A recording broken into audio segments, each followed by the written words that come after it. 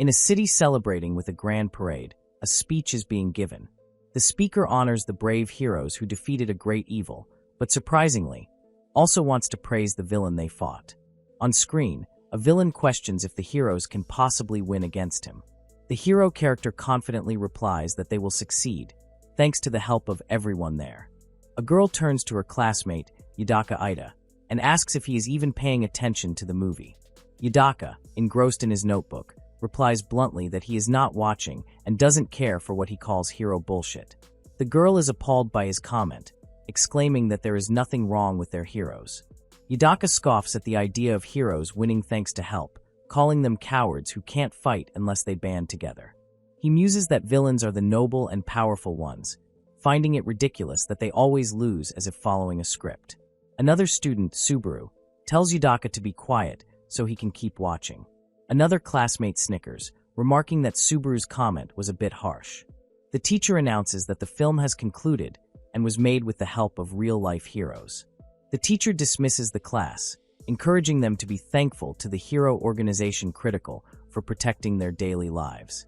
As the bell rings, a girl named Mimosa approaches Yudaka, admitting she understands his perspective on villains being cool. Mimosa quickly backtracks, saying that considering her position, she shouldn't say such things aloud, and clarifies she was only talking about fictional villains. Her friends call for Mimosa, and she agrees to join them. Yudaka heads into the restroom. Once inside the empty restroom, Yudaka speaks into the air, telling someone they can come out now. A large, demonic creature with a goat's skull emerges from his shadow. The creature goat complains about being cramped and calls the classroom situation a disaster, finding the student Subaru to be annoying and cocky. Goat remarks that Yuzuki Mimosa is still a sweet girl, much better than Yudaka's other classmates. Goat teases Yudaka about making her his aide, causing the boy to blush and dismiss the idea as foolish. Two students walk into the restroom as Yudaka is talking. They overhear Yudaka and wonder who he's talking to, guessing he's just talking to himself. One of them suggests he might be talking to an imaginary friend. The students leave and Yudaka is left alone again. Walking through the city, Yudaka tells Goat that he has no need for friends. Yudaka clarifies that Goat is more of an imaginary servant, and Goat acknowledges the imaginary part. Yudaka recounts how Goat just suddenly appeared before him one day. Goat had claimed to be a ranked demon from hell in search of a loner to serve as his master. Yudaka tells Goat to stop the needless flattery, but his sentence is cut short by the sound of crashing glass from above. A girl in a rabbit-themed hero costume reaches out for Yudaka. She tackles him out of the way of some unseen danger. The hero asks Yudaka if he is unhurt. She looks at him with concern, calling him by name. Nearby, two other heroes curse as they realize the burglars they were pursuing have escaped. Mimosa Rabbit apologizes for putting Yudaka in danger, but he insists he's fine. Yudaka curtly orders her to return to headquarters with Kitty Rose, promising to report back later. She says goodbye, glad that he's safe. Once she's gone, Goat reappears, taunting Yudaka that he would be dead meat if not for her. The world is populated by people with superpowers. These powers range from super speed and strength to excreting matter-dissolving fluids. Those who use their powers for evil are called villains, while heroes use theirs to keep them in check. But most people have no powers. Yudaka, one of the powerless, thinks that if he had some kind of power, he would make the world a better place. Yudaka complains that heroes are useless, unable to catch a single burglar despite ganging up, even though one of them just saved him. He laments that the world would be better off without so many petty crooks. He declares his ambition to become the lone, noble, and most powerful villain, defeating everyone by relying on nothing but his own power. Goat scoffs at the idea, telling him to gain some power first, though he doubts it will ever happen. From a cookie tin, Yudaka pulls out a green, shimmering stone. He tells Goat it's a stone he picked up in elementary school after skipping PE class. He is convinced its green sheen means it's one of the meteorite fragments that hold hidden power. He believes that if he uses it, he is sure to gain power. Goat asks why he hasn't used it yet, and Yudaka replies that there's no need to rush. He suddenly realizes his notebook is gone. Goat reminds him he was using it in class, and Yudaka panics, knowing he's doomed if anyone reads it. He slams the door open and rushes out of his room. He finds Subaru and his friends in the classroom, holding his notebook. Subaru tells Yudaka that his notebook fell off his desk. Yudaka nervously asks if he looked inside. Subaru replies that he didn't. He adds that he couldn't care less about it. As Subaru and his friends leave, one of them remarks on how harsh his words were. Goat tells Yudaka not to worry, saying it worked out fine that Subaru wasn't interested. Goat reasons that Subaru is so confident because of the friends swarming around him. Yudaka agrees, saying Subaru doesn't care what regular people without superpowers have to say. Goat reminds Yudaka that he has the stone, and the moment he decides to use it, he can change everything. Holding the stone, Yudaka agrees that he's right. Goat reaffirms his beliefs, telling him he is strong and powerful enough to do it all by himself, with no need to mingle with others. Goat tells him once more that he is lone, noble, and powerful. A silhouetted figure on the phone dismisses concerns, saying it was a close call, but all's well. They explain that their escape was simple. The person on the phone explains that their target was rather soft, so it melted pretty fast. The next day, Yudaka's class is on a field trip to the New Canaan History Museum. The teacher announces their itinerary, noting it's the same trip they always plan for the second years. Goat suggests they skip the boring trip and chill out somewhere else. Yudaka refuses, admitting he's still worried about what happened yesterday, much to Goat's satisfaction. Yudaka hears a faint scream coming from behind a roped-off staircase. Goat asks what the sound was. Goat suggests that he should call his teacher over. Goat questions if Yudaka is sure he wants to go in all by himself. Yudaka decides to go look around, insisting he isn't scared. As Yudaka steps into the dark hallway, he is ambushed. A man in a gas mask, holding a phone that seems to be melting, grabs him and asks, "How about now?" Other masked figures appear, realizing it's a field trip day and deciding to take Yudaka hostage. The burglars discuss their situation, confirming their informant at the bank was a dud. The leader turns his attention to Yudaka, whose hand is now covered in a strange goop, and warns him not to even think about running away. One of the burglars suggests demanding a ransom for Yudaka. The burglar asks Yudaka for his parents' contact information, and Yudaka internally regrets having destroyed his phone. Annoyed by his silence, the burglar tells the brat to stop ignoring him. The burglar asks if he might be a meteorite orphan, causing Yudaka to flinch. The mention of the giant meteorite impact visibly affects Yudaka, and the burglar calls him a poor lad. The burglar apologizes for bringing it up. Their conversation is interrupted by an emergency alarm. Yudaka inhales deeply, then he exhales, steadying himself. The burglar asks what he's doing, taking such a deep breath. Yudaka spins around and smacks the burglar hard across the face. The man stumbles back, yelling in pain and surprise. His accomplice yells at him for being taken down by a brat's punch. The man insists he was hit with something hard. Yudaka slams a door shut behind him as he escapes. Yudaka tries to escape through a fire exit. The burglars bang on the other side of the door.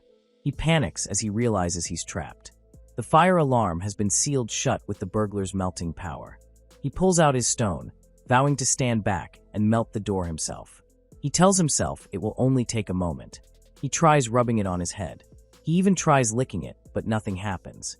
Frantically, Yudaka wonders how he is supposed to use it. The horrifying truth dawns on him. It's just a shiny rock. He realizes he simply didn't want to accept the truth. Yudaka breaks down, cursing his situation. He laments that if it weren't for this, the stone would have stayed as his emotional support. He desperately wonders what he should do from now on. He calls out for Goat, asking why he isn't saying anything. He is met with silence. With tears streaming down his face, Yudaka comes to a devastating conclusion. Goat was never there to begin with. He grips a metal pipe. His expression hardens as a new resolve forms. As the burglars continue to melt the door, Yudaka tells himself everything is okay. A threat echoes from the other side of the door. The burglar shouts that he won't be safe after this. Yudaka tells himself that everything is going to be okay because he is strong. In a flashback, a doctor checks on a younger Yudaka in a hospital bed. The doctor tells him his health checkups are finished and he should get some rest. Outside his room, adults discuss that he still can't be discharged as they need to monitor his condition. Yudaka overhears them say that he can't play with other kids and that his parents have also passed away. They pity the poor, lonely fellow. In the manga, a lone villain declares he is fine working alone because he is not weak like the others. Lying alone in his hospital bed, Yudaka reads a manga titled, "I'm Not a Hero." He is captivated by the cool villain who declares he has no need for companions. Yudaka decides in that moment that he wants to be just like him, so that everything will always be alright.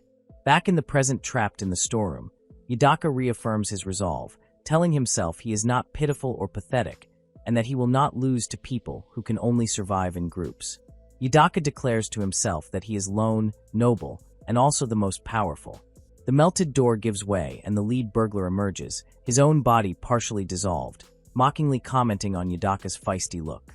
The burglar reveals a small, glowing stone, declaring it's time to use it. He taunts Yudaka, saying of course he wouldn't know what this awesome stone is. He explains that with it, even ordinary people can gain a superpower. He explains that the more the stone is used, the stronger the power becomes, and that he will now use this rare and beautiful one. He pops the stone into his mouth, intent on growing stronger. His body begins to dissolve further as he revels in the amazing feeling. He shares that his greatest pleasure is melting smooth, flawless, beautiful things. The villain menacingly specifies that the flesh of little kids is his favorite and thanks Yudaka for the impending feast. He laughs maniacally. He asks if it's a scary thought. Unfazed, Yudaka thanks him in return, saying the villain is his favorite as well. Yudaka, now holding the glowing stone, laughs maniacally and tells the villain he is about to witness the greatest highlight imaginable. Meanwhile outside, a student reports to the teacher that they can't find Yudaka anywhere. The teacher notes that he usually stays away from other people. Mimosa expresses her worry, reminding them that yesterday's perpetrators were never caught. Their concern is cut short by a strange rumbling sound, followed by a massive explosion. A giant goat-headed demon smashes through the museum wall, holding the naked screaming burglar in its massive fist as the students below stare in shock. The students look on in terror. The demon holds the screaming burglar. The massive demon lands with a thud. It lets out a triumphant laugh. A new figure clad in a dark, angular costume stands before the demon, laughing triumphantly. The massive demon goat looks down at the newly costumed villain, bewildered. The villain Yudaka dramatically proclaims that today is his birthday. Yudaka declares it's his birthday as well. The students scream in terror. The burglar still in Goat's grip writhes in agony. Goat complains that the dissolving stings and asks him to stop. Goat casually flings the burglar aside. Yudaka slaps a large sign on the wall. A shockwave pushes back the nearby students. The sign splashes against the wall as if it were liquid. Yudaka laughs, amazed that he can even do things like this. Subaru catches a classmate who was knocked over by the blast. He looks toward the new villain and sincerely thanks him. The students are shocked as a historical artifact flies towards them. Yudaka, annoyed by the thanks, yells at them to shut up, angrily questioning who would want to save people. He curses as he stands amidst the destruction. The burglar is sent flying into a wall. Goat catches him again, remarking that the fight is harsh. The burglar pants, exhausted and defeated. Yudaka declares his invulnerability thanks to his new armor and asks if this is all the world has to offer. Yudaka tells Goat to release the burglar. He turns his attention to a statue, sarcastically noting that this all happened thanks to it. He slaps the statue. The statue disintegrates into dust. Yudaka thanks Goat for his help and announces his new goal, to make the world a better place. He will defeat all worthless heroes and pathetic villains, all using his own strength. The terrified burglar asks if they aren't allies. Yudaka coldly rejects the notion, declaring that the burglar is not an ally but a servant, an extension of his own power. With a powerful kick, Yudaka sends the burglar, now trapped inside a display case, flying down the long museum corridor. The students watch in shock. Amidst the wreckage, Yudaka spots a branch of flowers from a shattered vase and picks it up. He walks away from the scene, leaving the students behind. He holds the branch of flowers in his hand. As he leaves, Yudaka walks past Mimosa and hands her the branch of flowers. She is left blushing and confused, holding the unexpected gift. In an alley, Yudaka disposes of the burglar. He celebrates his victory, laughing maniacally that he won all by himself. He runs off, shouting that it serves the world right and that everything will be all right from now on. He joyfully exclaims that he can finally live on his own. However, Goat appears behind him, pointing out that he still desires to have normal friends. Goat mentions his interaction with the girl and the flowers as proof of his desire for a girlfriend.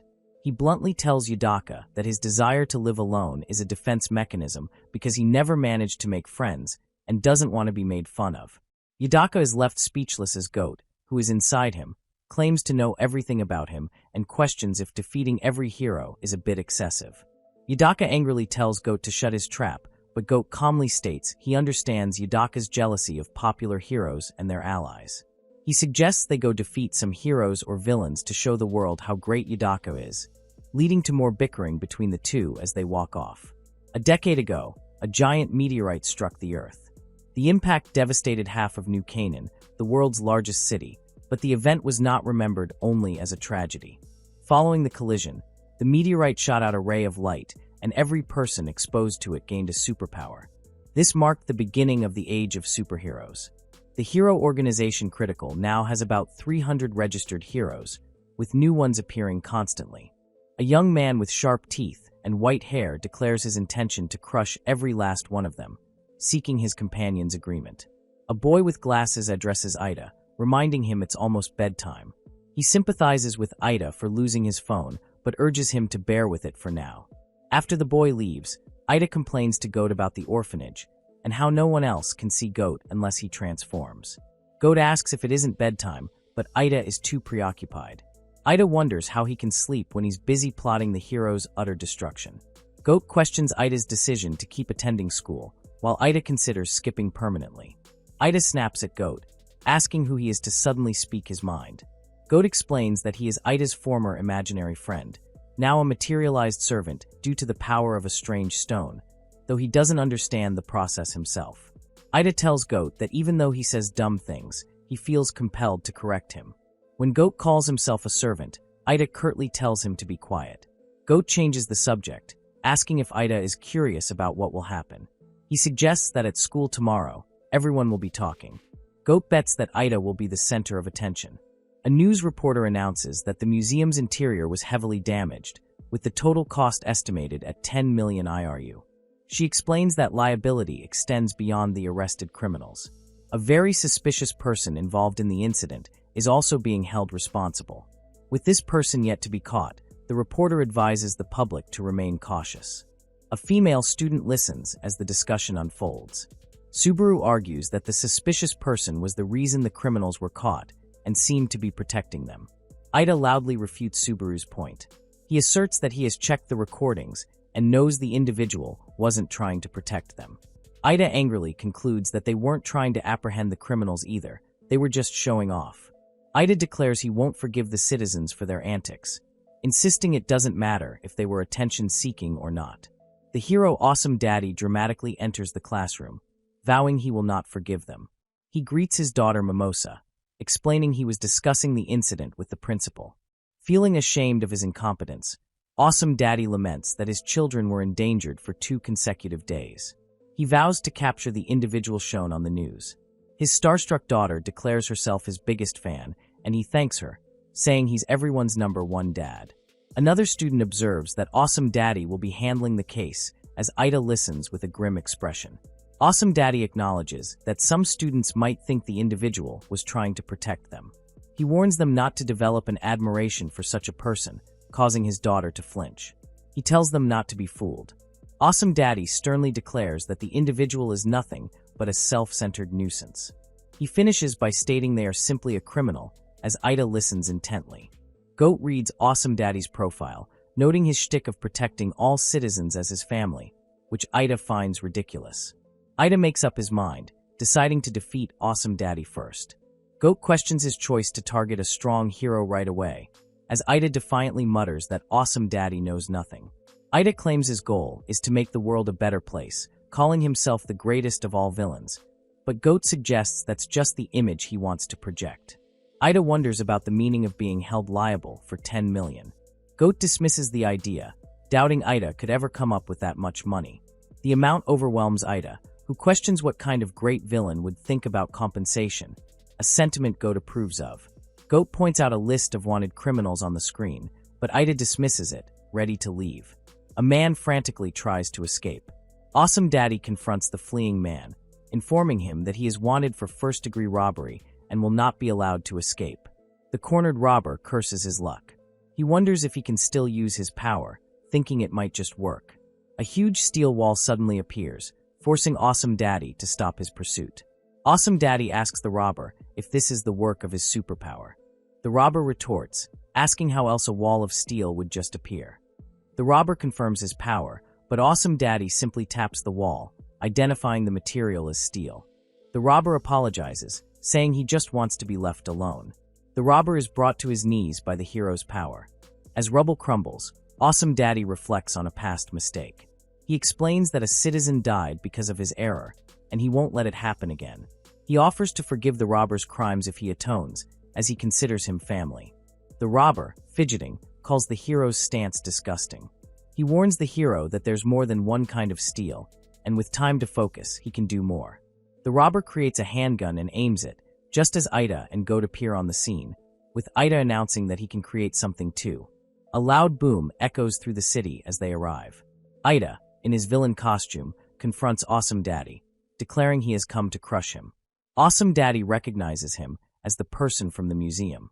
The robber screams as Awesome Daddy shields him. A gunshot rings out as the robber fires at Ida.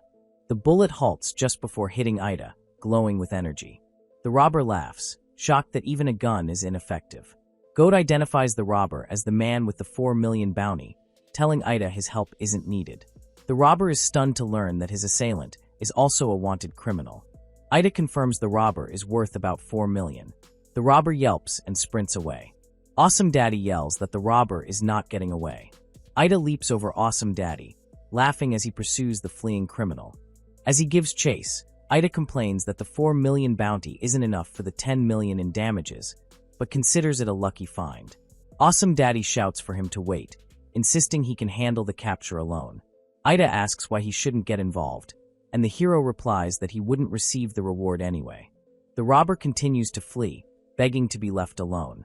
Ida blocks the path with newly created steel walls. Awesome Daddy powers through the obstacles, yelling that it's not enough. Ida calls on Goat for assistance. Goat attempts to hold back a wall, but is pushed back. Goat admits he can't do it, much to Ida's surprise. Ida quickly formulates a new plan. A massive monolith erupts from the ground at Ida's command. Awesome Daddy realizes that just as the museum footage showed, his opponent possesses multiple superpowers, a strong, familiar, bulletproof clothing and object manipulation. Goat questions the logic of lifting the monolith, but Ida explains it was a feint so he could trap the robber with a projectile. The resulting boom echoes through the alley. The robber collapses, finally subdued. Goat asks Ida if he was trying to murder the man, but Ida insists he aimed carefully, even if he didn't mean to break the shutter. Awesome Daddy reports that the wanted criminal has been captured. However, he struggles to find the words to describe what just transpired. Goat attacks Awesome Daddy, who manages to block the blow. The hero demands to know why he's being attacked, and Ida asks if he wasn't listening earlier.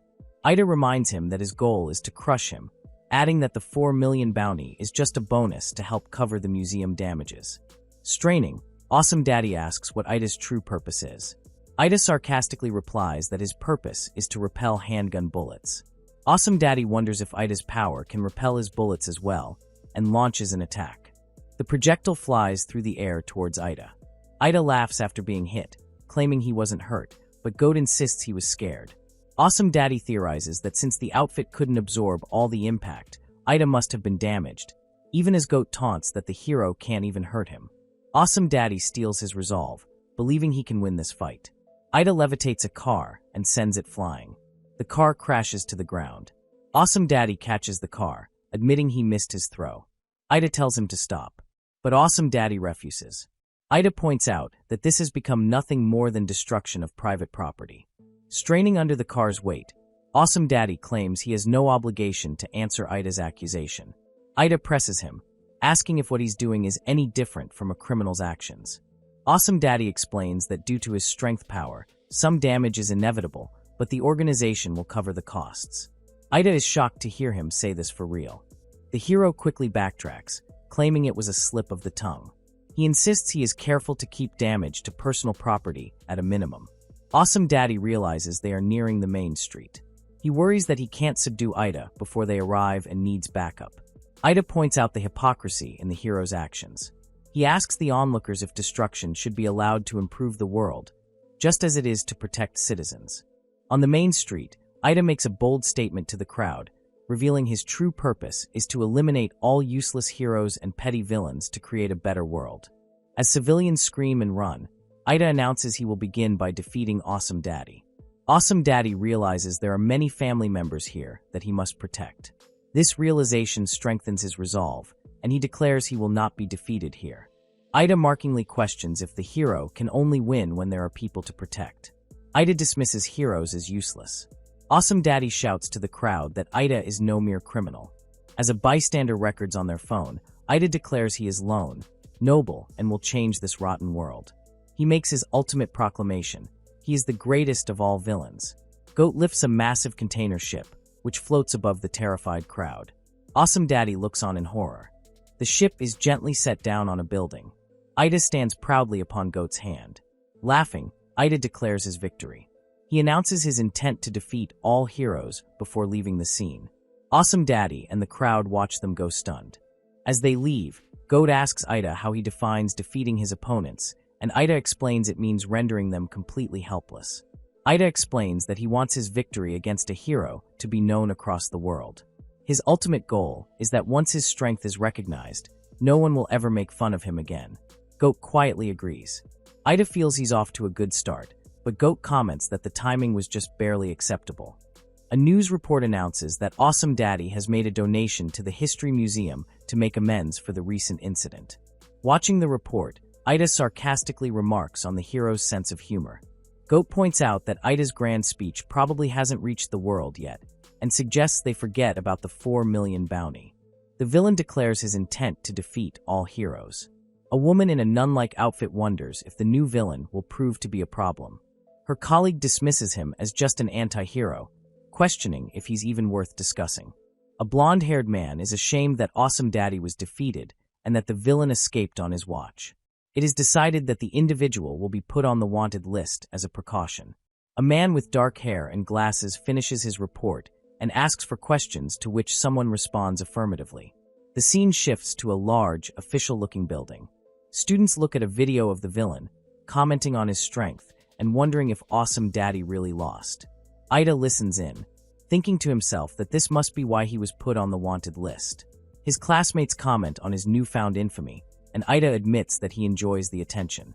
Students muse that his identity will surely be revealed to the world one day. Ida daydreams that by the time that happens, the world will have no choice but to acknowledge him as the greatest of all villains. Goat interjects, pointing out that this is his true, lame purpose, prompting Ida to tell him to shut it. A girl comments that Ida is not cool at all, just childishly proclaiming himself the greatest villain. Goat teases Ida, saying he's no good. Goat then asks Mimosa if she likes that sort of thing, reminding her that as a hero she shouldn't fall for a villain. Mimosa asks Subaru for his opinion on Ida. Subaru sighs, considering his answer. Subaru shares his opinion, expressing disappointment that Ida is just another trifling villain and not a hero. An unseen voice thinks that Subaru doesn't know anything. Goat asks Ida if he's going to do something to silence critics like Karasuma today. Ida decides he must find a hero who gets a lot of attention and utterly defeat them. Goat sarcastically remarks that it will look awesome and not lame at all, prompting Ida to question his recent obnoxiousness. The hero group Zoke, consisting of a rabbit, bear, and cat-themed girl, poses for a photo with a fan. Ida in costume wonders what is happening. Mimosa explains that they are idle heroes who mostly do charity work and are still just kids, despite their powers. Goat identifies the 3 heroines as Mimosa Rabbit, Kitty Rose, and Veronica Bear, who make up the group Zoke. A sign announces that a portion of all sales will be donated to help restore disaster-stricken areas. When Goat asks if they meet his criteria, Ida dismisses the idea of targeting them. The Zoke girl spots Subaru, and Mimosa asks if he is a friend of hers. The girls realize Subaru is the mayor's son, and he apologizes for causing a fuss before asking for a photo. Subaru humbly states that he is just another fan and wants to help the city. Goat realizes Subaru is the son of a powerful man, while Ida wonders what a mayor is. Ida questions why the son of the mayor would attend a normal school, but Goat doesn't know. Subaru thanks Mimosa for her hard work, making her blush. Onlookers gush about how adorable Mimosa and Subaru look together. An attendant asks them to wait a moment while the picture develops. Ida makes a dramatic entrance, walking toward the photo op area. The Zoke girls and Subaru watch in shock. Subaru's security guard warns him and the heroines to stand back. The Zoke girls panic, realizing they are no match for this villain. After a whispered command from Ida, Goat announces that his master wants a photo. Ida sits for a photo with Goat looming behind him and the terrified Zoke girls posing awkwardly. The other Zoke members are confused and frightened, cautioning each other not to provoke him. Goat reminds Ida that he is a wanted criminal, but Ida tells him to shut up. The crowd wonders if they should notify the authorities. The confused onlookers try to make sense of the situation. Someone remembers his earlier promise to defeat all heroes. Mimosa asks Ida why he would hand her flowers, questioning his contradictory actions. Ida averts his gaze and tells her not to look at him. He demands that she say something, but she can only stammer in confusion. Suddenly, Ida finds himself bound by thick straps of smoke. The source of the smoke is revealed to be Serpent Smoke, who exhales a plume. Serpent Smoke appears and informs Ida that he has been captured. The crowd is shocked, recognizing the Serpent Smoke. Ida struggles against his restraints, shouting that this is merely second-hand smoke. Goat affirms Serpent Smoke's command. Goat attempts to tear away the smoke restraints. However, his efforts only cause the smoke to tighten its grip. Serpent Smoke explains that if they try to forcibly escape, the smoke will just strap them again. He coolly states that any struggle is pointless. Serpent Smoke comments that the situation is pretty annoying. He reveals his strategy, knowing Ida can only manipulate things he's recently touched. He decided to tie up his hands first, rendering him helpless. An observer remarks that it seems Awesome Daddy just had a bad matchup. Ida continues to struggle, frustrated by his capture. Ida and Goat are restrained and guarded inside a transport. A prison bus drives down the road. Goat tells Ida not to give up, thinking he has only stopped struggling to preserve his dignity. Ida insists that he will not stop fighting here. The smoke restraints begin to dissipate from his body. The guards notice the restraints giving out but dismiss it, confident he can't do anything. Ida spots a photograph that has fallen to the floor. The guards identify the people in the photo as Zook and the mayor's son. One guard suggests returning the photo, but the other decides it's too much trouble. Ida tells Goat he will free them in an instant. The guard holding the photo is suddenly smacked, causing him to drop it. Goat, now free and enormous, holds one of the tiny guards as the other looks on in terror. Goat explains that since he only has a physical form when Ida is transformed, a brief moment of freedom was enough for the restraints to fall off. The guards are thrown from the moving bus. The driver, unaware, congratulates his colleagues on a job well done. Goat disposes of the guards, tossing them from the bus. Ida asks if he killed them, but Goat assures him that he held back. Goat expresses his gratitude for his invincible armor. Ida surveys their surroundings and asks if they are in some kind of prison. Ida suggests they leave and Goat agrees, warning that it will run out soon. As Ida asks what will run out, his transformation suddenly ends. Ida is shocked to find himself back in his normal form, and Goat confirms he was right. Goat explains that his physical form is not the only thing created by the stone's power. He reveals that Ida's transformation has a time limit, likely around an hour. Ida angrily asks why Goat didn't tell him sooner, but Goat says he had no proof. Ida panics at the thought of his identity being revealed, if he is seen now. Ida realizes that without his powers, he will be captured without being able to resist, a fact Goat confirms. Determined to escape, Ida turns, only to find Subaru sitting right there in the bus. Ida stares in shock at the person before him. Subaru looks back, equally stunned. Goat covers his mouth, commenting on the awkwardness of the situation. A young man holding a clipboard approaches the transport vehicle and asks the person inside if he is Yudaka-kun. Ida recognizes the boy in the truck as Karasuma and cries out his name in disbelief. Ida demands to know why Karasuma is inside the vehicle. Subaru explains he hid inside the transporter, which surprises Ida, who questions his motives. He explains that it would be rude to lose the item he is holding. Subaru then states that he will not tell Ida his reasons. Ida retorts that his presence will be found out sooner or later regardless. Subaru calmly states that despite Ida being a wanted criminal, he doesn't feel any urgency to have him arrested. Ida is visibly annoyed by Subaru's lack of concern. Subaru clarifies he's not taking Ida anywhere. He's simply not interested. Goat tries to mediate, telling Ida there's no need to be so harsh. Enraged, Ida grabs Subaru and tells him to stop making fun of him. The photo album falls open, revealing pictures of Subaru with various heroes. Ida stares in shock, asking what all of this is. Ida asks if Subaru is collecting photos of heroes, prompting Subaru to quickly hide the album. Subaru turns away, blushing with embarrassment. Ida smirks, realizing that Subaru is just a hero fanboy. Ida scoffs that Subaru's admirable talk is just an excuse to get photos with heroes. He continues to taunt Subaru, who can only stammer that he's wrong. Ida laughs maniacally, declaring that he finally understands Subaru has no superpowers at all. Infuriated, Subaru yells that Ida is just looking up to something he doesn't have. He smacks Ida hard across the face. He explains that he only hides his interest because of people like Ida who make fun of him. Subaru passionately shouts, questioning what is so wrong with admiring cool heroes. Ida slaps Subaru back, shouting that he doesn't care. Subaru grabs Ida's collar, calling him a feeble weakling. He then analyzes Ida's powers, suggesting they are manifestations of his inner desires for strength and protection.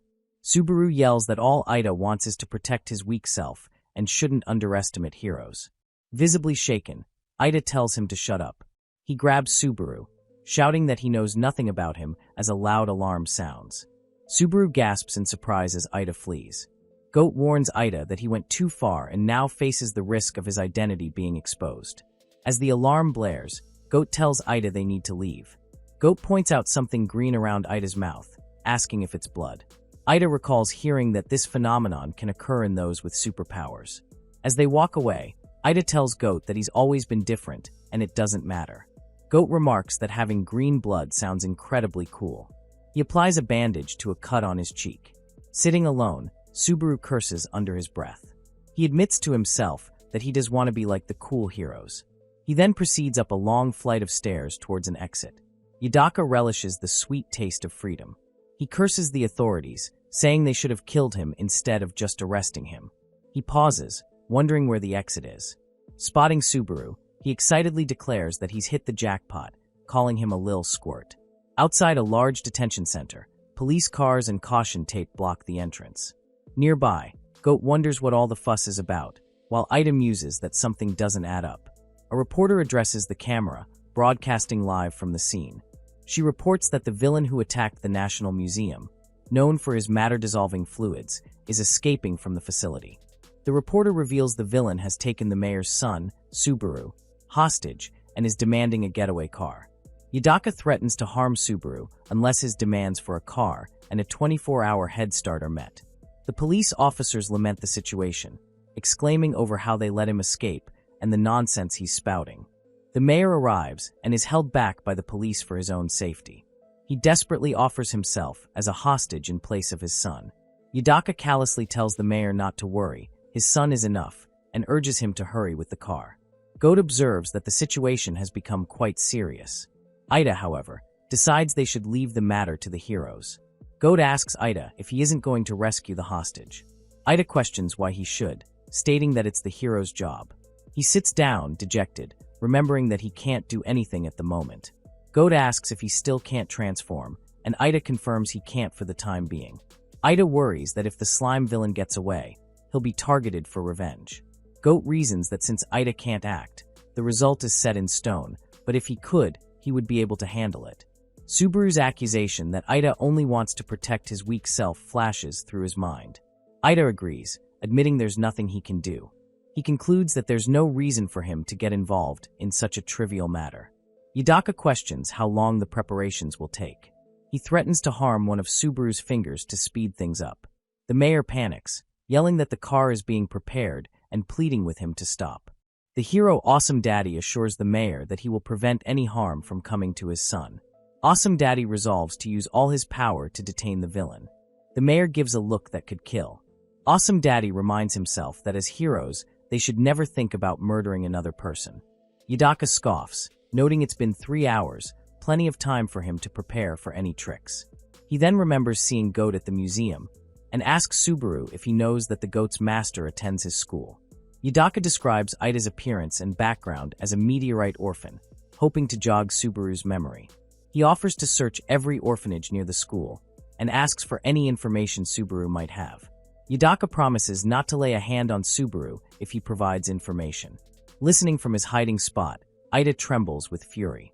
With the car ready, the mayor demands his son back, but Yudaka says he'll return him when he's done. Yudaka remarks that he gave Subaru a chance to talk, but the boy chose to stay silent, suggesting he might know something. Yudaka wonders aloud if Subaru's silence is due to hero-like spirit and psyche. Ida is stunned by this observation. With newfound determination, Ida stands up, ready to face the situation. Goat senses the change in his master. He clenches his fists, his expression resolute. Yudaka realizes he's been talking too much. He assures everyone that he will return the mayor's son safely, as long as his demands are met. Awesome Daddy grits his teeth in frustration, calling Yudaka a bastard. The reporters look on, bewildered by the turn of events. Suddenly, a large armored foot slams down in front of Yudaka and Subaru, startling them. Ida, now in his full villain attire, lands dramatically atop the getaway car. He mockingly greets the shitty minor villain, Yudaka, and asks if he's been missed. Yudaka laughs maniacally at Ida's appearance. He then dissolves the hostage, revealing it was a slime decoy all along. A young hero quickly moves to protect the nearby civilians and reporters. The police officers are shocked and confused, as they believed Ida was already in custody. Goat explains that Ida was able to transform, but Ida complains that it was forced. Ida is furious, protesting that this turn of events makes him look like the only coward. Yudaka sees this as a perfect chance to defeat the infamous villain himself. Yudaka markingly thanks Ida for coming. Suddenly, the real Subaru delivers a powerful kick to Yudaka's midsection. A brilliant flash of light signals the arrival of another hero. The police move in and secure Subaru. The newly arrived princess hero asks Subaru if he enjoyed being saved by a beautiful lady. Subaru thanks the princess for the rescue. Ida laughs, glad that the nuisance is gone so their fight can begin. Yudaka grabs Ida, ready to attack.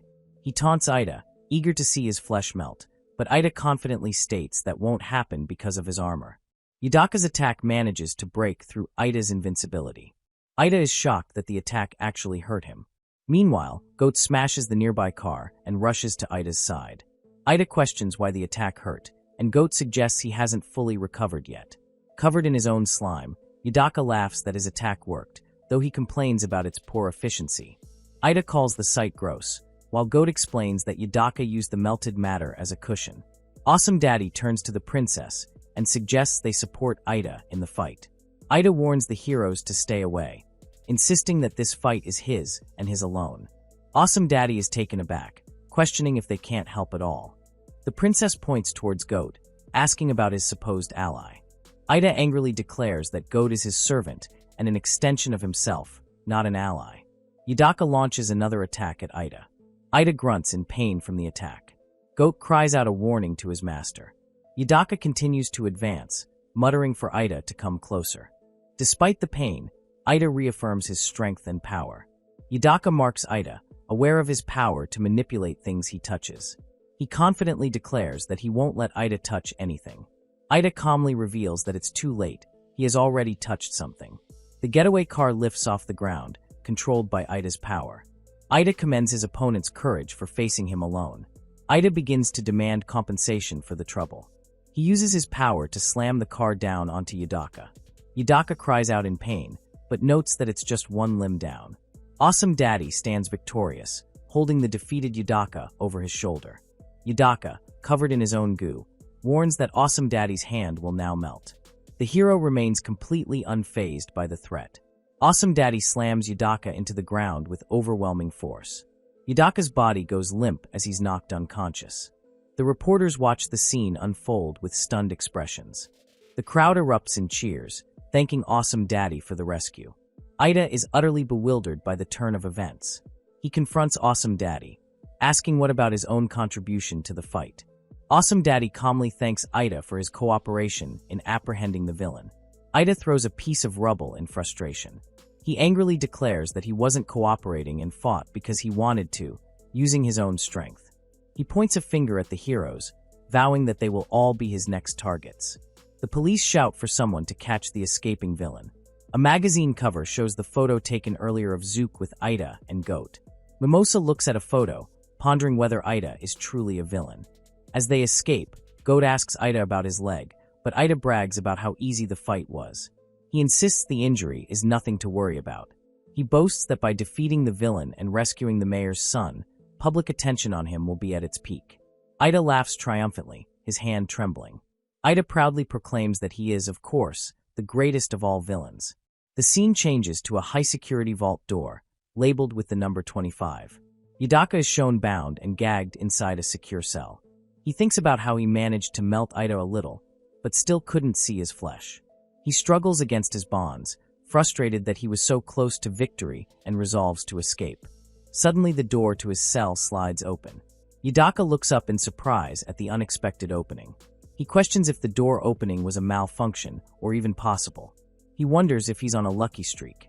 He thinks he must escape quickly before anyone notices. However, the door suddenly slides shut. A figure appears inside his cell, holding a knife to his bonds. Subaru informs Yudaka that his weakness and time limit have been exposed, meaning heroes will now be hunting him. Goat asks a sleeping Ida if he will be okay. Ida confidently replies in his sleep that he can fight back against any hero. In the cell, Subaru violently stabs the restrained Yudaka. A strange, new figure emerges from Yudaka's wound. Yudaka stares in disbelief, wondering what this new thing is.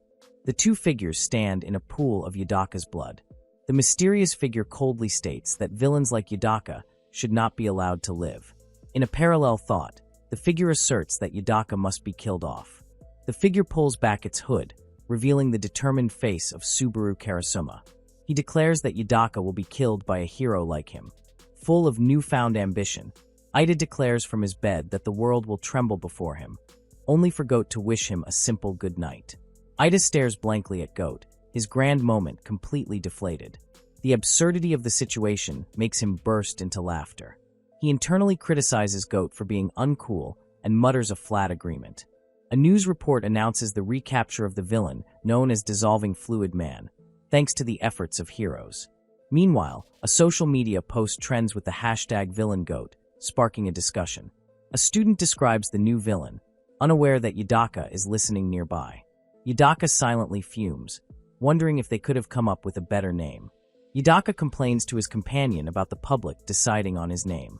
He glances at a notebook, presumably filled with his own name ideas. His companion asks about his injured leg, suggesting he could have skipped school. Yudaka laughs, excited by the prospect of his newfound notoriety. A group of students crowds around Subaru, praising him for his supposed bravery. Yudaka gets up to leave, telling his companion he just needs to use the restroom. Subaru expresses concern, offering to accompany him to the toilet. Subaru follows Yudaka into the school hallway. Yudaka irritably asks him what he wants. Subaru asks about his leg, but Yudaka angrily brushes off the concern. Subaru smugly calls Yudaka a weakling, escalating the confrontation. The two argue, with Subaru threatening to reveal that Yudaka is merely a hero fanboy. The school bell rings, interrupting their argument. Subaru nonchalantly wishes him well as he walks away. Left alone, Yudaka considers spreading a rumor about Subaru, reminded that he holds the bigger secret. A girl approaches a surprised Yudaka. She nervously introduces herself as Yuzuki-kun. She asks if he hurt his cheek and if he happens to be free after school. An official report details the suspicious death of a death row inmate inside a maximum security prison. A commander addresses a group of heroes, speaking of their successes over the past decade. He declares that they must re-examine their districts and reinforce their defenses. He concludes by asking all heroes to redouble their efforts. The scene shifts to the critical main office. One of the heroes concludes that there's nothing they can do right now. Another hero asks Dominion-kun to contribute his skills, but he declines due to his low salary. A hero scolds her colleague for his poor financial decisions. She points out that both the police and heroes seem pathetic lately, as two villains manage to escape. Another hero agrees that while their job is hard, the public won't accept excuses. A hero contemplates the motive behind the murder of an imprisoned death row inmate. A female hero yells at her colleague to stop smoking inside the restaurant. She chides him, saying his bad habit is why he's ranked as the #1 hero you don't want your kids to meet. An alarm notifies the heroes of a nearby incident. Despite some grumbling about the busy workload, the heroes prepare to depart. One hero notes that another group of women is already at the scene on 8th Avenue. Her colleague asks who she is referring to. The heroes are identified as those ranked #3 on the list of heroes you don't want your kids to meet. Yuzuki, while stretching, spots Yudaka and calls his name. Yuzuki apologizes for calling him out so suddenly. She suggests they start running, causing Yudaka to react with surprise. She quickly apologizes and suggests they walk instead, considering his leg. Yudaka's companion scolds him, telling him to seize the opportunity. Yuzuki asks Yudaka for his opinion on Villain Goat. She reminds him that he said he liked villains, which is why she's bringing it up. She shyly confesses that she finds Villain Goat to be pretty cool. Yudaka is shocked, and his companion comically dissolves in the background. Yuzuki becomes flustered, apologizing for rambling and asking him to keep her feelings a secret. She explains that as an idol hero, known as Mimosa Rabbit, her admiration for a villain is a problem. Yudaka remains speechless. Yuzuki questions whether Villain Goat is really a bad person. She mentions that the first time she met him, and the day before, he ended up helping many people. Yudaka insists that defeating every hero is not his actual goal. She passionately suggests he might be a dark hero trying to protect peace on his own terms. Yudaka bluntly tells her she's wrong, and that the guy is genuinely trying to become the greatest villain. He states emphatically that if the villain says his goal is to defeat every hero, then that's what it is. Prompted by his companion, Yudaka reluctantly agrees that she might be right. Yuzuki sadly concludes that her feelings for the villain are wrong. She quickly thanks Yudaka for his time and dashes off. Yudaka tries to stop her, but is left behind as she speeds away. His companion taunts him for being a loner boy. Yudaka, out of breath, complains that being seen as a dark hero is lame. While Yudaka struggles to run, his companion reminds him that his transformed state has plenty of energy. Two women walking nearby discuss their shopping plans. Yudaka curses in frustration as he continues to run. Suddenly he trips and crashes to the ground. He runs directly into a group of women dressed as nuns. He is sent flying and lands hard on the pavement. One of the women rushes to his side and apologizes profusely. The women ask if he can stand after the fall. Yudaka clutches his leg, which is stinging with pain. The lead nun performs a strange ritual, ringing a bell over his leg to make it better. The other nuns seem to join in with the strange musical healing. Yudaka is left completely baffled by the experience. The lead nun smiles and asks if his pain is gone. She advises him to visit a hospital before they leave.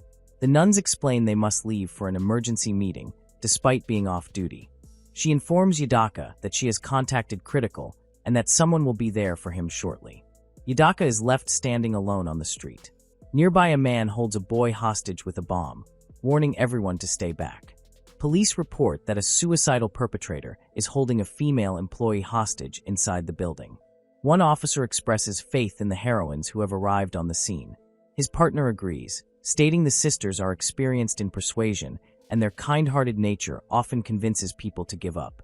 The man apologizes to his hostage, accepting that they will die together. He is confused when he suddenly hears singing. He frantically looks around, trying to find the source of the sound. The music stops but then returns, causing him to panic. The nuns appear inside the store, startling the perpetrator. He screams, demanding to know how they entered. One of the sisters points to the door, saying they entered from there. The lead sister calmly explains that he didn't notice them because he had temporarily lost his hearing. The sister calmly tells the hostage that she is free to go. The man cries out that he will still die, even if it's alone. The lead sister gently asks him to disarm the bomb and talk to them, questioning his motives. She asks if he created the bomb with a superpower. He denies it, and another sister asks if that means he has no powers. He explodes in anger, asking if it looks like his power is useful. The lead sister expresses her happiness that he does have a power after all. One sister reports that the area is clear. Another confirms that the security cameras are also broken. They agree that the timing is perfect. The lead sister speculates that the recent murder of another superpowered individual was for a similar purpose. She apologizes for prattling on. The lead sister explains that when a superpower user dies, something can be retrieved from their remains and asks the man to die for them. The man stares in horror, sweating profusely. She asks for his answer. Since he doesn't answer, she decides to continue with her song. The sisters resume their hypnotic singing. The man screams for them to stop. He continues to yell, begging them to stop singing. The lead sister lets out a gleeful sound. The man kneels on the floor, helpless and surrounded by the 5 singing sisters. His hand goes limp, dropping the bomb's detonator.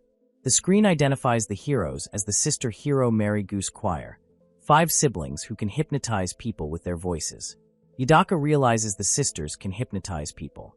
He understands now that they simply hypnotized him, which is why his leg began hurting again. He fumes that he lost sight of Yuzuki because of them and rejects their charity. He announces that he has made a decision. He declares that he will defeat the Sister Hero Choir next. His companion points out that it's a personal grudge, and Yudaka agrees, stating he hates women who travel in groups. 3 women dressed as nuns apologize to their chief for having failed to save a life. The chief acknowledges they managed to rescue the hostage, but there's more to discuss.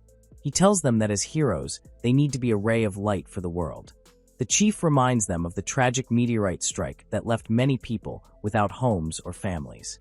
He notes that the tragedy was so severe that some, like the recent culprit, are driven to take their own lives. He stresses that this is why they must be a source of hope for those kinds of people. The women solemnly affirm that they understand their duty completely. The chief states that the culprit's meteorite fragment has not been found and the search is ongoing. He asks if they have any idea where it might be. The lead sister apologetically replies that they sadly do not and haven't been able to locate it either. A young boy named Ida wakes up and cheerfully calls for his mother. His mother greets him, remarking on how early he is awake. Ida excitedly asks his mother if she's going shopping and says he wants to come too, but she denies it. From off-panel, his father tells her to stop pampering Ida so much. Ida happily asks for gummies and his mother relents, suggesting they all go shopping together. The dream fades as Ida wakes up in the present, a bandage on his cheek. A large, monstrous creature with a goat's skull leans over him and wishes him good morning. Ida groggily complains about the creature's bulkiness. The creature, Goat, retorts that Ida is the one who ordered it in this exact size. As he gets ready, Goat mentions his official name is Villain Goat, which Ida dislikes but sees as proof of his growing notoriety. He laughs, thinking that from Yuzuki's standpoint, he must be pretty cool. Ready to go, he declares himself the greatest of all villains, pleased that everything is going well for him. As Ida heads for the door, Goat warns him of the tough road ahead, but Ida is determined to prove himself. Goat asks if he's leaving to fight the Merry Goose Choir, and suggests he wait until his leg is fully healed. Ida claims his plan is simply to not let them sing, or to not listen. He's interrupted by a familiar voice calling his name, much to his surprise. Subaru questions why Ida is going out on a Saturday morning. Goat tells Subaru how happy he is that Ida has started getting up early and eating breakfast again. Ida brushes them off, saying he has no time to watch the news. The television reports that the meteorite disaster destroyed 2 districts, leaving over 5,000 orphans behind. The news continues, explaining that many new orphanages were built in the unaffected Parazotan district to house the orphans. Ida and Goat arrive at a supermarket, and Goat asks why they are there. Ida explains he needs to get some new equipment first, and then he will go defeat them. He admits he rarely comes to places like this, and doesn't know where anything is. Ida and Goat walk through the crowded supermarket. Goat asks if he's okay, and Ida replies that it's nothing. Ida admits that he just feels a bit off today. Goat deduces what equipment Ida is looking for and points him toward the correct section. Ida praises his servant, pleased that Goat already knows what he's thinking. Ida mutters to himself about scaring the heroes. He's interrupted by a voice calling him Yudaka. It's Subaru, who asks his bodyguards to wait at the exit so he can talk with his classmate. Ida thinks today is the worst, as Subaru approaches and advises him to stop talking to himself. Holding a pack of hiragumi, Subaru mockingly asks if Ida is so keen on being captured. Ida retorts that nobody is going to be captured, dismissing the heroes as a bunch who are only good at singing. Subaru puts the pieces together, singing and multiple heroes. He realizes Ida is talking about the Merry Goose Choir, and Ida curses his bad luck. Subaru bursts out laughing, finding it ridiculous that a kid like Ida is challenging those women. Subaru explains that underestimating the choir is a mistake, as they use 5 different types of hypnosis to skillfully restrain opponents. He continues, mentioning their popularity and how they were recently allowed to sing hymns in a church. Ida cuts him off, calling him a cringelord fanboy, which makes Subaru stop his rambling and agree that today might really be the worst. Subaru decides it's time for him to leave. He tells Ida to do his worst, but warns him not to appear before him outside of school hours. Nearby, a little girl excitedly calls to her mother, having found the hierogumus. The mother watches her daughter approach. The little girl calls out to her mother again, snapping her out of a daze. The mother apologizes, saying she was spacing out. The girl asks why they didn't go to Trader Mars today, since they also have the gummies. The mother struggles to find an answer. A flashback shows Ida observing that Trader Mars has been cordoned off by police. Goat asks about the wallet Ida is holding, but he dismisses it as not the right size. A woman complains to an officer that she can't do her shopping because a bomb went off the day before. Bystanders discuss the incident, praising the heroes for at least rescuing the hostage. A voice suddenly apologizes for the inconvenience, startling Ida. The Merry Goose Choir appears, and one of them recognizes Ida as the boy from yesterday, asking how he has been. The woman who had been complaining is starstruck, but the sisters explain they are at fault and came to apologize to everyone directly. The lead sister tells the fan that she's fine and suggests it would be better not to stay. As she speaks, she glances around at the other onlookers. The mother from the supermarket watches them with a look of fear. She quickly turns and walks away. The sisters agree it would be a hindrance to stay and offer to treat their fan to tea. Goat asks Ida when the store will reopen, but Ida says he's just patrolling and doesn't know. Ida clenches his fist, confident that the equipment he bought will be enough. Ida declares it's time to show these fake sisters what complete defeat tastes like, and he and Goat prepare to live. The little girl asks her mother why she is leaving already.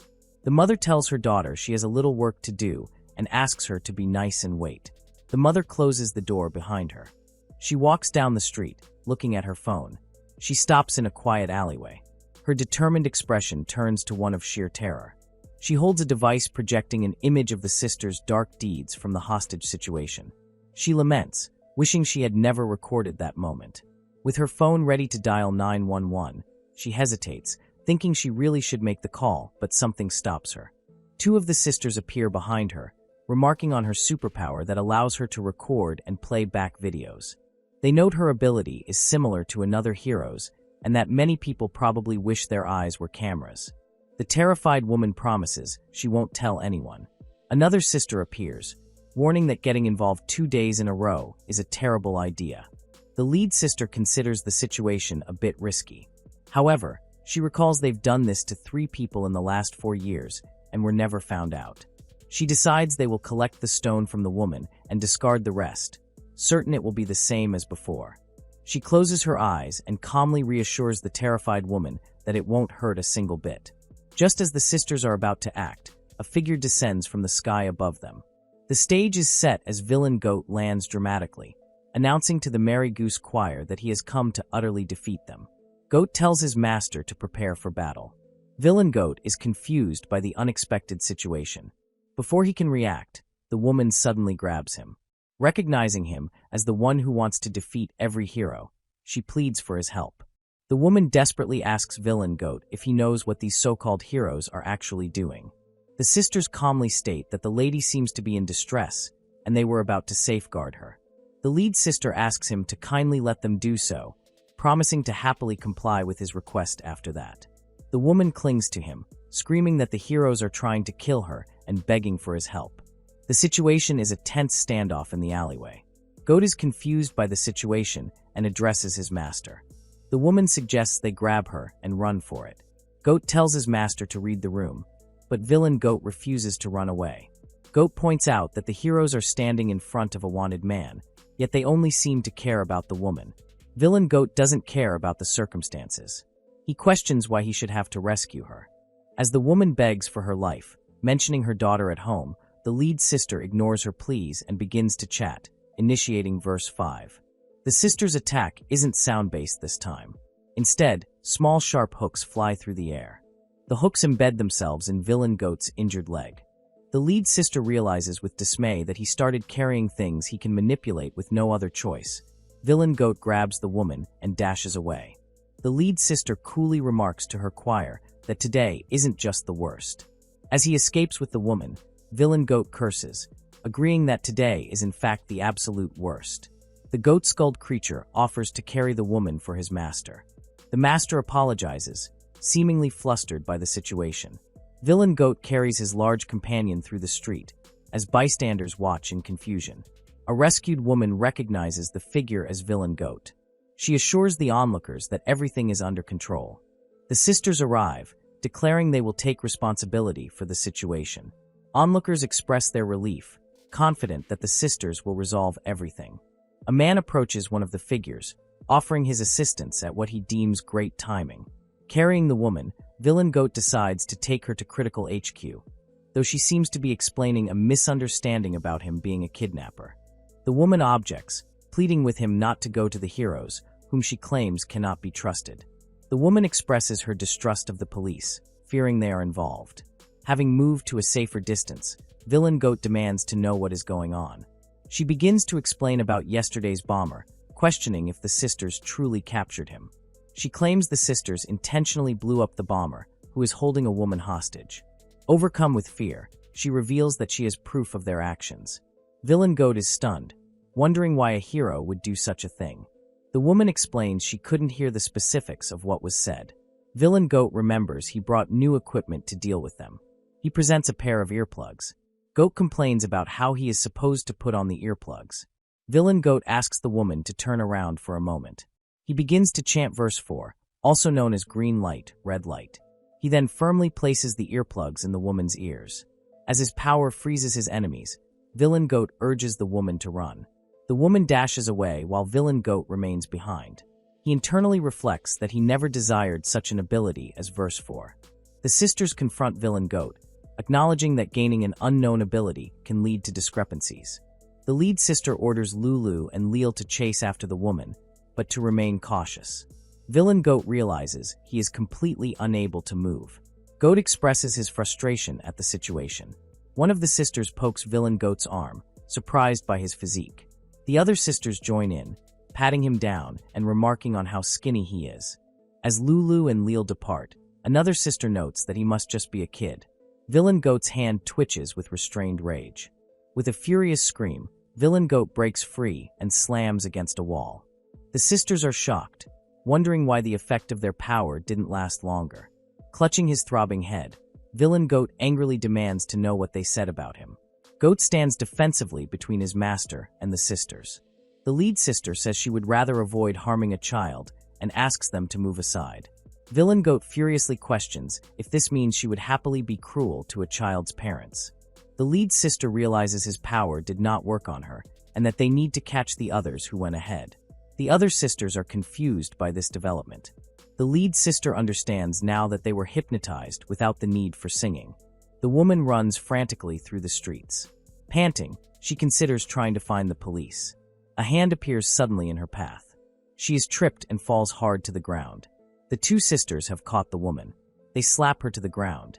They explain that their peekaboo ability is useful at times like this, and since only two of them sang, its blinding effect won't last long. One sister kicks the woman while the other remarks that it's a sure thing. The woman lies on the ground, dazed. As the woman pleads for them to stop, one of the sisters pins her down, telling her to stop struggling while preparing a needle. A fist smashes through a large metal door. Villain Goat charges forward, yelling at the sisters to stop. One of the sisters apologizes, explaining that their three-person verse 5 did not last as long as expected. The lead sister concludes that he has invincible armor that must also prevent hypnosis. Goat looms over the sisters from behind. As Villain Goat runs, his heart pounds heavily. The sister pinning the woman down hesitates, confessing that she really does not want to do this. The woman gasps, confused about why she is involved and why she cannot see. Villain Goat tells them to stay where they are. The lead sister states she will be fine, as she has her invincible armor and their hypnosis does not work well. The woman cries out in despair, wondering why this is happening to her. Villain Goat steels himself, questioning why he feels compelled to intervene. The lead sister asks why he is so intent on protecting the woman. She questions why he is concerning himself with a civilian when his objective is to defeat all heroes. She speculates that he might have another objective, or perhaps he simply wants to pretend to be a hero. Goat warns his master not to listen to her and to focus on escaping. Goat reveals that before they arrived, the sisters hypnotized them without actually singing. He senses that something is wrong. The lead sister recalls his earlier words about being cruel to a child's parent. He asks if a child would be able to survive if both parents were to pass away. He elaborates that even if the woman died, leaving her daughter alone, The sister coldly replies that this is still New Canaan and there are more than enough orphanages to go around. A transparent barrier slams down, trapping Goat inside. Villain Goat can only watch in shock. The lead sister calmly states that everything is under control now. The barrier hero, Dominion, announces his arrival. He approaches the woman, asking if she is under hypnosis. Observing her reaction, he correctly deduces that she was affected by verse 2. The lead sister confirms his suspicion, claiming they affected her by mistake. The sister thanks Dominion for his help, but he tells her to stop making him repeat that he is not a child. She explains that a bystander told her what happened. Another sister adds that they were told Villain Goat abducted a woman. From under the barrier, Goat tries to protest that he did not. Dominion tells Goat he will hear him out later, as Goat complains about being buried alive. Dominion declares that with this, Villain Goat has been apprehended. The lead sister looks down, her expression unreadable. She closes her eyes, seemingly troubled. The lead sister calls Dominion's mover foul. Dominion holds up a device, revealing he knows they sang at a frequency outside the audible range. Villain Goat realizes that even if a sound is inaudible, it can still affect the brain. Dominion cheerfully asks why they would not want him to hear their singing. Taking both the current and previous day's incidents into account, Dominion comes to a conclusion. He declares that the sisters seem to be doing something very shady. The lead sister reacts with alarm. A barrier rapidly forms around them. Dominion stands before the sisters, now trapped inside his glowing barrier. Dominion states that he can guess their goal. He tells them to give it a rest, as distrust in heroes is already on the downfall. He explains that it is no use, as his barriers block any and all sound. He admits with a surprised look that this feature is rather inconvenient at times. The lead sister has a small shining fragment on her tongue. Dominion crouches, feeling the barrier crackle with energy. The lead sister swallows the fragment. She begins to sing verse 5. Her powerful voice, amplified by the fragment, shatters Dominion's barrier. With the barrier gone, the villains are left scattered on the ground. Dominion collapses. The lead sister apologizes for using one of the fragments, knowing it was not for this purpose. The other sisters console her, saying it is not her fault, and lament that they will be unable to use the fragments for a while. The sisters decide to kill the 3 people present and run away, confident that the 3 fragments they will gain will be enough. The sister who hesitated before whispers an apology to Anna. The sisters reflect that under normal circumstances, they would have been scolded for having to sing verse 5 so many times. A memory recalls a chant that makes people lose consciousness, to be used only when absolutely necessary. The memory becomes a chaotic blur. The blur begins to clear. A bright hazy image of Trace appears. A young Dominion wakes up in a hospital bed. His eyes widen in confusion and fear. He sits by an empty bed, calling out for his mom and dad. One of the sisters launches a powerful attack while Villain Goat and Goat leap out of the way. The force of the blast knocks the sisters to the ground. The lead sister clicks her tongue in frustration. Villain Goat stands panting, having survived the attack. Goat apologizes, saying he should have insisted from the get-go that his master run away. A sister warns that his transformation is wearing off, and soon their lethal weaponry will work. Villain Goat defiantly refuses to run. The lead sister points out that he has been hit by verse 5 twice and must be dizzy. Villain Goat retorts that the last blast must have affected her as well. The woman on the ground murmurs that the spinning is calming down and she has to run before her transformation stops. Villain Goat struggles to stand, saying he just needs a little more time. He mutters the sisters' words about a child surviving if their parents passed away. He asks if they survived all this time without any parents. The lead sister confirms that they did. He scoffs, telling them they are wrong to think they survived just fine. He points out that they always had 4 other sisters by their side, calling them a walking contradiction. He declares that unlike them, he survived by himself because he is stronger. The lead sister, visibly angered, tells him to shut his mouth. Villain Goat asks, so what? Her eye widens as she declares they can survive because they have each other.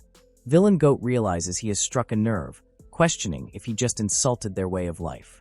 One of the sisters notes that since Dominion rushed there, he must have reported it, meaning they are on borrowed time. Another sister says it is time to retrieve the fragments, needing to get back at least the one they used. The lead sister turns to Villain Goat, asking if he really does not want that person to be killed. Laughing maniacally, The lead sister declares they will absolutely make sure to kill her. Goat curses, realizing the win condition is to protect the person and stay alive himself. She recalls that there were once 6 sisters, and the 6th one was named Nene. One day Nene developed a nonstop cough and a fever, and her sisters did their best to look after her. Despite the worsening condition, their parents insisted that calling a doctor was unnecessary. They claimed that if she continued to sing hymns every day, she would slowly recover. As Nene's condition deteriorated, she was in constant pain, and the narrator wished for her suffering to stop. She wanted to shield Nene from the gazes of those who saw her as a nuisance. She longed to silence their creepy laughter. Most of all, she wished for all the pain to end. Their parents callously decided to stop caring for Nene, saying they might as well make the best of it if she was going to die. Driven to desperation, the narrator grabbed a knife, and that night all the sisters except Nene buried their parents deep in the forest. Ultimately, Nene died at just 7 years old, and her sisters buried her near a stream far from their home. A short time later, a woman claiming to be their mother's sister arrived in the night and invited them to live with her. She promised to take care of all 5 of them, and they cautiously hoped she was a good person. They thought they might finally find happiness, but their hopes were dashed when a meteorite struck the day they arrived. The disaster granted them strange powers, which led to them being scouted by the hero organization Critical. A representative from the organization asked if they wanted to become heroes who help people when they grew up. They agreed, knowing they would receive better funding and be able to survive as a family of 5, and so they became members of Critical. As soon as they became adults, they began their hero activities and were told confidential information about meteorite fragments. Upon seeing a fragment, a thought sprung into the narrator's mind. She wondered what would happen if they were to acquire those fragments. She believed they might be able to sing a hymn that brings people back to life. Since it was an unknown power that came from outer space, she felt there might be a possibility. If so, the 6 of them could live together again. She rallied her sisters, declaring their goal was to retrieve a fragment. The leader of the sisters proposes killing the person known as Mother to retrieve a fragment. Her sisters agree enthusiastically, but the hero's familiar, Goat, protests. The hero himself asks why Goat didn't retrieve her when he had the chance. Ada feels a sense of urgency, knowing he has to retrieve her before the sisters start their powerful singing. He dashes forward, desperately trying to reach his target before they finish their song. He's too late. The sisters begin to sing, and as the sound washes over them, Ada's familiar recognizes the verse with alarm. Goat shouts that it's the verse he feared, but Ada is already caught, his body frozen in place. He finds himself completely immobilized by their song. The lead sister calmly observes, acknowledging that he has been stopped. Inside the protective shell of the familiar, the person known as Mother is safe. The lead sister notes that he successfully managed to encapsulate her. She identifies the song as verse 4, which stops movement, and muses that even with verse 5, she would have managed to protect her. The familiar wonders why they didn't use verse 5, guessing they might have similar restrictions to his own. The sisters fruitlessly attack the familiar's tough hide, realizing it won't work. They begin to question how long the invincible armor will last and contemplate whether killing the master, who is still a child, would cause the familiar to vanish. The lead sister decides she's had enough, declaring that he's getting on her nerves. She begins to stab the immobilized hero relentlessly. Through the pain, Ada's heart pounds as he tells himself he will be fine. Ada struggles to maintain his form, crying out as he's struck. The familiar is thrown back by the powerful blow. One sister remarks that it was a close one, while another sneers, asking if Mother is all right in there. The familiar cries out that it hurts, screaming for his master to run. Ada dashes away, trying to escape his pursuers. As he runs, he panics, wondering why his invincibility cracked before the time limit was up. He tells himself to calm down, believing it should be fine. Goat warns that the transformation is about to be undone, and that the crack is a warning signal. The lead sister watches him flee, sighing that it's a bummer since they still need a fragment. As Ada's power fades, he spots another unconscious person nearby and thinks this one will do. His transformation ends, and he collapses to the ground. He tries to get away, but the sisters command him to stop. He frantically searches for his equipment, realizing it's gone. One of the sisters stands before him holding his stolen gear. Ada yells for Goat. The massive familiar materializes once more, shielding the fallen hero with its immense body. The sisters look on, momentarily taken aback, by the sudden reappearance. The lead sister laughs maniacally sarcastically, thanking the great villain's son for his kindness. She declares that thanks to him she's finally free from her shackles as Ada scoops up the unconscious hero. He pushes himself to flee, his mind racing as he questions if he can make it and how far he can go, urging himself to ignore his leg and just run. His vision switches to blackness as he curses. He realizes with dread that they just sang again. The sisters watch in disbelief, questioning how he can be so persistent and run without sight. Ada's thoughts are a panicked mess as he crashes into something, his leg screaming in protest while he worries about the person he's carrying. He frantically checks if his armor is still on and confirms the person is still in his arms. He knows he needs to stand up before they are caught. As the sisters close in, he wonders if this is the end for her or for him. Suddenly he is grabbed. He panics, thinking they caught him, but a moment of realization dawns on him. It's not them. His familiar Goat has come to his rescue. Goat leaps away from the scene, bidding the sisters farewell. The sisters express their frustration that their plan didn't work. Goat explains that even without sight, he is aware of where his feet are connected. Suddenly Ada's sight returns. Goat's voice echoes in his mind, telling him to get a grip and reminding him of his power as the lone, noble, and greatest of all villains. Ada grips his fist, finding his resolve. The lead sister responds, coolly stating that she is the one who will defeat all heroes. He stands his ground, declaring that he's not going to run away and will utterly defeat them right now. Goat tells him there's no way to stop them from singing. Ada racks his brain, trying to remember where a sound he heard earlier came from. The lead sister thinks to herself that he should have aimed for their throats if he wanted to win. Goat muses that most villains would try to stop their singing, but he won't allow it. The lead sister laments that they can only use their special technique one more time, as she had wanted to save it for an escape. Without her mask, she tells her sisters that it's up to them to sing in a way he can't hear. Ada calls them foolish children, pointing out that they don't seem to consider the consequences of their actions. He tells them to give up, saying children like them should be protected and allowed to flourish in a safe place.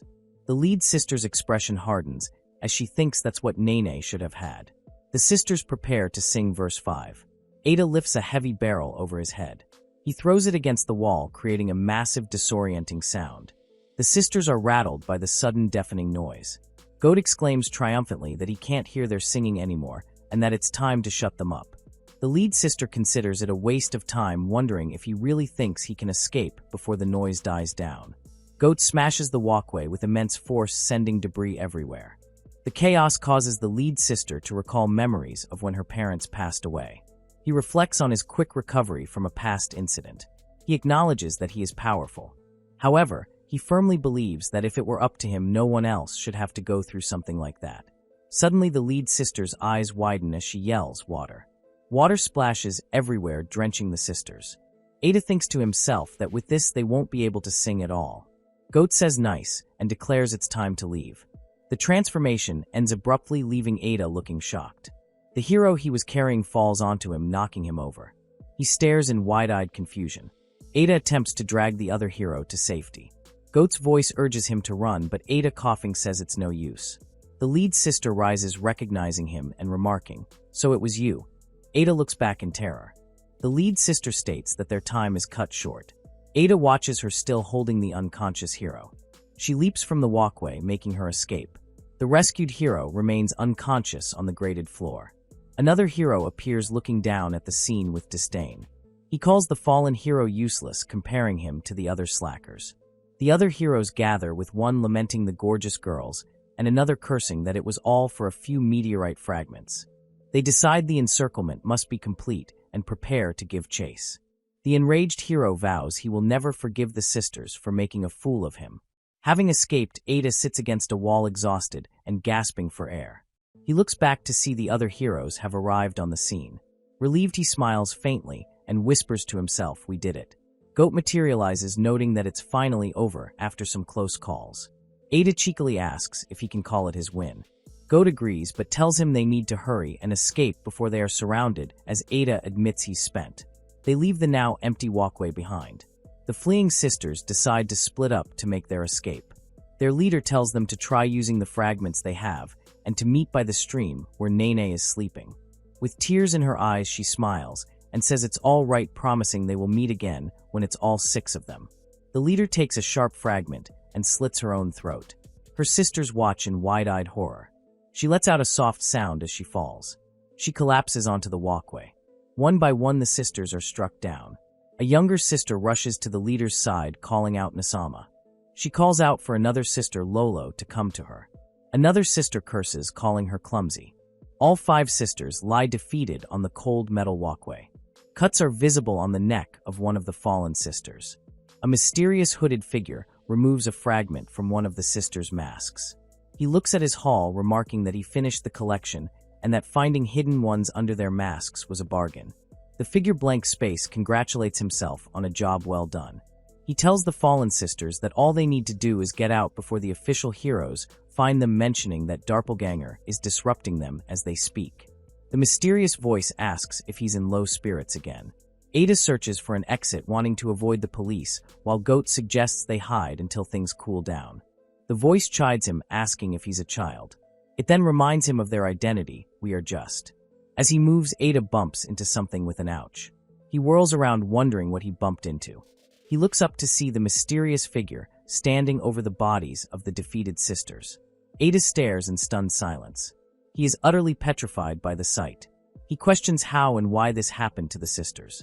His mind races, trying to understand what is happening. He wonders what he just bumped into. He looks at his hand and sees it's covered in blood. Ada stands frozen, staring at the pile of unconscious sisters on the walkway before him. He realizes with a start that someone is there. The hero he rescued urges him to transform, but Ada shouts back that he can't. His friend tells him to run to the police or other heroes, dismissing Ada's worries about being found out. When Ada hesitates, his friend smacks him and tells him to just run. His friend's body suddenly bends over backward in an unnatural way. Goat's voice calls out urgently, trying to wake Ada. The possessed friend demands to know what bastard is doing this, yelling for them to stop. A voice welcomes him back. He finds himself in a clean white room facing Ari. Ryoko tells him he's irritating and that she was worried, while another teammate boasts about their own performance. Ari asks him about the yield from his mission, holding out a hand. Ari tells them not to worry because they are doing the right thing. He reminds them that they are all heroes after all. Ryoko turns to Ada and asks if everything really went smoothly. He quietly answers yeah. Ada sits alone, looking exhausted. Goat appears and tells him he's on a rooftop, much to Ada's confusion. His teammates arrive, with Ari explaining that an invisible person left him there. Ryoko remarks that if he says so, then everything must have gone fine. Ari meets his gaze with a placid expression, simply stating yeah, everything's fine. Ada confronts Ari, demanding to know who or what the hell he is. One of them notes that considering how soaked the sisters were, they must have fallen into the water. Another hero agrees, suggesting they follow the water trails, as the sisters wouldn't have had time to dry off. The muscular hero Dominion spots one of the sisters and leaps after her. The heroes decide to split up. He calls out to her, referring to her as Mary Gusgun, and states that while he considers all citizens family, he thinks of the sisters as companions. Dominion confronts a guard who stammers that a sister just passed by. Dominion curtly orders the guard back to his post. A smoke bomb clatters to the ground. The smoke bomb erupts with a hiss. The goggled hero Domi reports to Dominion that the sister escaped using a smoke bomb. Another teammate, Smokeson, calls out that he's found 3 of them. As Domi turns, he realizes something is wrong. The sister he was chasing wasn't wet at all. Another canister lands at Domi's feet, releasing more smoke. He spots a strange cube on the ground. He has a shocking realization. A third party is involved, creating a distraction. He wonders if they might be working together. Smokeson stands amidst the smoke and unconscious bodies, calmly considering the possibility that the third party might not be allied with the sisters after all. The violent scene fades into a nightmare as a large, smoky hand reaches out over the fallen bodies. The nightmare causes a boy to gasp and bolt upright in bed. The boy, Ada, is woken from his nightmare by his familiar, Goat. Goat reassures him that he can stay awake forever to protect him. Trying to hide his fear, Ada scoffs, asking if he looks that frightened and calling Goat his servant. A girl named Mimikan yawns as her alarm goes off. Another girl, Baranakasen, greets her, bringing breakfast. Mimikan explains it's her habit to wake up early. Baranakasen complains that the oldest one is always the most lax. A third girl teases Baranakasen, suggesting the sleepover was just a ploy to get breakfast in bed. Another girl arrives with a tray of water for Baranaka. While eating, the girls comment that Baranakasen seems in better spirits. They had noticed she was down lately, suspecting love troubles, which is why they suggested the sleepover. A news report announces that all 5 members of the hero group Mary Goose Choir affiliated with the hero organization Critical have died in the line of duty.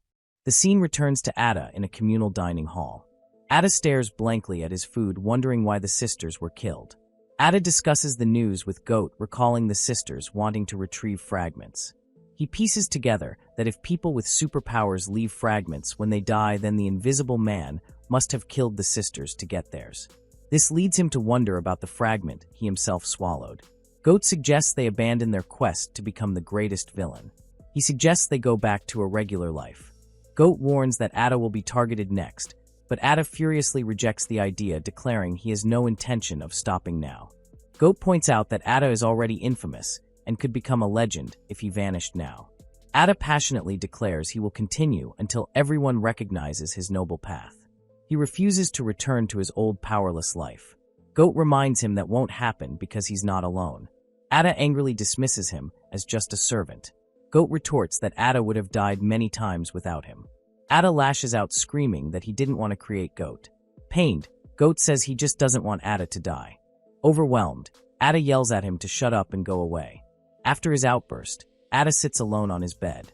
His anger is replaced by quiet regret. His familiar is gone. A memorial is being held for the Mary Goose Choir.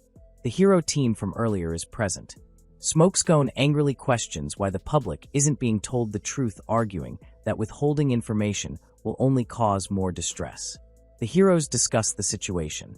They understand the need to avoid public panic, but the information is highly confidential and can't be released.